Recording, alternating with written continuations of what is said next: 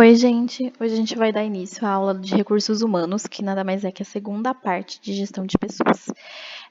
Como eu havia dito, ele nada mais é que vocês têm que pensar como se fosse uma pirâmide, onde a primeira aula a gente aprendeu sobre o departamento pessoal e a segunda aula a gente vai aprender sobre recursos humanos. Recursos humanos vai abordar um pouquinho de algumas funções sobre o departamento pessoal. Em relação ao contexto histórico, o departamento pessoal surge da administração clássica através da Revolução Industrial e o Taylorismo, onde ali eles tinham uma visão que o ser humano nada mais é que um recurso produtivo. Em contrapartida nisso, surge em 1930 a teoria das relações humanas, onde eles têm uma visão do ser humano com um olhar mais humanizado entre o trabalhador e a indústria. Então ele quebra esse pensamento de que o ser humano ele nada mais é como uma máquina. E não, ele tem uma necessidade de uma interação social dentro da empresa, dentro da organização. Nesse momento também surge a teoria administração neoclássica, onde surge a teoria comportamental, onde todo comportamento humano ele é baseado nas interações sociais dentro da indústria. E por conta disso surge recursos humanos. Nessa época, recursos humanos ele tem uma finalidade de assessoria, ou seja, ele não apresenta uma renda direta, ele não apresenta uma fonte de renda. Por isso, muitas vezes ele era muito criticado nessa época, porque ele não era que nem vendas que tinham um retorno direto. Recursos humanos ele tem 3 pilares, os principais objetivos, que é criar, manter e desenvolver. Em relação ao primeiro, ele cria uma interação social, ele cria um ambiente considerável bom para os funcionários, os colaboradores, através do RS, que é o recrutamento e seleção. O recrutamento, ele nada mais é do que um contato com o mercado de trabalho, onde ele divulga propostas de emprego em redes sociais, por exemplo. Nessa época ele era muito usado em jornais, então ele acabava divulgando, comunicando a população através de jornais. Um dos principais fatores que fazia com que a empresa recrutasse era o turnover, que nada mais é que a substituição de funcionários de antigos para novos. Quem for no grupo de estudo estudar sobre recrutamento e seleção vai entender um pouquinho sobre o índice de turnover, onde um alto grau de rotatividade, ou seja, quando tu vê uma rotatividade muito grande, muitas pessoas entrando e muitas pessoas saindo, por exemplo, isso significa que a empresa possa estar passando por um mau momento, por exemplo. Mas isso pode ser analisado mais profundo, mas isso é o que o índice de turnover fala. O recrutamento ele pode ser de maneira interna ou externa. Interna nada mais é que faça um recrutamento entre as pessoas que já estão trabalhando dentro da empresa. E ele tem características positivas e negativas. As positivas é que ele é mais barato e simples. O problema é que ele mantém o status quo, que nada mais é que ele apresenta culturas, não apresenta mudanças em relação aos pensamentos e cultura já existentes da empresa, porque as pessoas que estão ali não mudaram. O segundo tipo de recrutamento seria o externo, que nada mais é que captar pessoas no mercado de trabalho para dentro da empresa. E um dos principais fatores positivos, que é o aumento do capital humano, e um dos principais pontos negativos, que é a desmotivação interna, ou seja, uma pessoa que acaba entrando, uma pessoa externa que acaba entrando, acaba gerando uma desmotivação em relação aos que já trabalhavam na empresa. O segundo item, que no caso é a seleção, ele ocorre através de processo de escolha, ou seja, através de algumas etapas para que ocorra a escolha de uma pessoa ou de algumas pessoas que estejam aptas a esse cargo. E existem alguns métodos de seleção que são bem comuns, que no caso são testes, entrevistas e processos seletivos.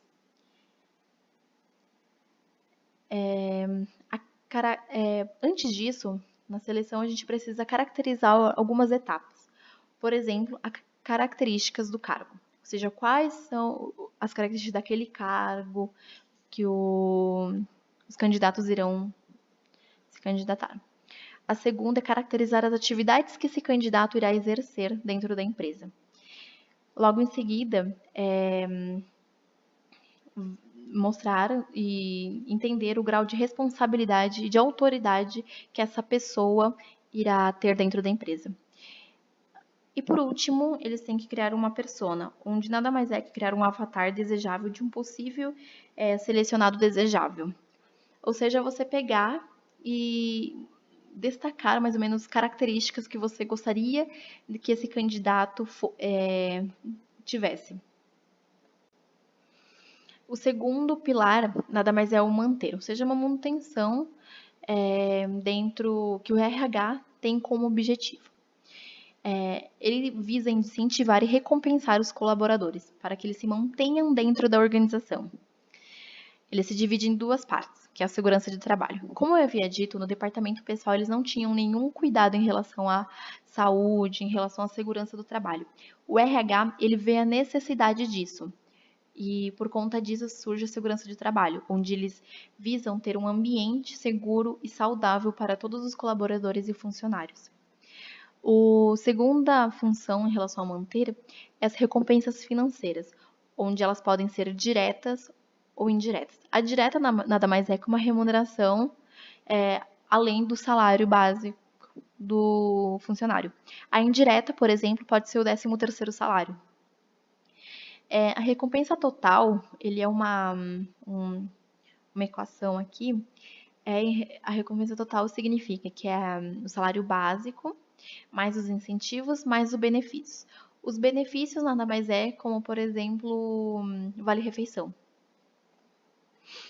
O terceiro pilar que o RH desenvolve é o objetivo de desenvolver, onde ele visa agregar e melhorar a colaboração dentro dos membros, através do TID, que nada mais é treinamento e desenvolvimento.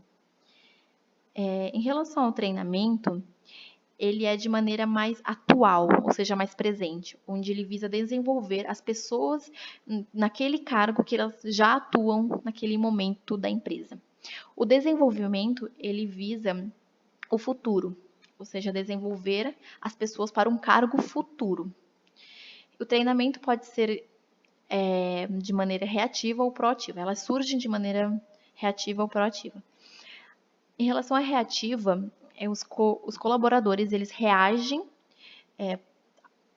com algum problema, alguma coisa parecida, e por essa reação, os diretores, os líderes, eles vão colocar um treinamento em prática, mas só quando os funcionários reagem depois de algum problema, por exemplo.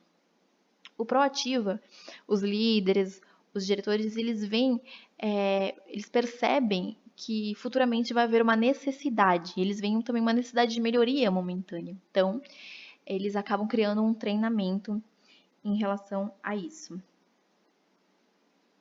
E existe um ciclo de desenvolvimento, que é esse ciclo aqui de baixo. O primeiro P, que nada mais é a programação, que é a percepção dessas necessidades. Isso seria o ideal. Todo líder, todo diretor necessita ter esse ciclo de desenvolvimento, necessita ter essa visão de desenvolvimento. O segundo é a organização, ou seja, o planejamento das necessidades e que tipo de melhorias devem ser feitas. O I, nada mais é que a implantação, que eles buscam implementar esse planejamento feito aqui na organização. O A, nada mais é que a avaliação, que é a comparação dos resultados, ver se gerou resultados benéficos para a área, para a empresa. Caso não dê certo, volta de novo a percepção das necessidades que não foram satisfeitas em relação a esse planejamento. E em relação ao desenvolvimento, existem algumas técnicas, como, por exemplo, a disseminação de informações. Ela ocorre através da leitura ou instruções programadas. As instruções programadas nada mais é que uma leitura mais resolução de exercícios. E aumento de habilidades Pode ser através de treinamentos de cargo, por exemplo, o on the job, ou técnicas de classes, que é uma discussão de melhorias técnicas que devem ser introduzidas. Isso é uma coisa mais para um futuro, então eles visam mais para o futuro. Como, por exemplo, em algumas empresas, lojas, como a Casas Bahia, ela tem um treinamento de cargo. Ou seja, existem setores, setores de móveis, setor de eletrodomésticos, setor de celular, por exemplo. E ali eles têm que se desenvolver, eles recebem um tipo de treinamento para o futuro cargo que eles irão ter. Então, eles são contratados e eles vão ter esse cargo que no futuro irão exercer dentro da empresa. Bom, gente, é isso. Essa é a terceira aula. A seguinte aula a gente vai aprender sobre gestão de pessoas.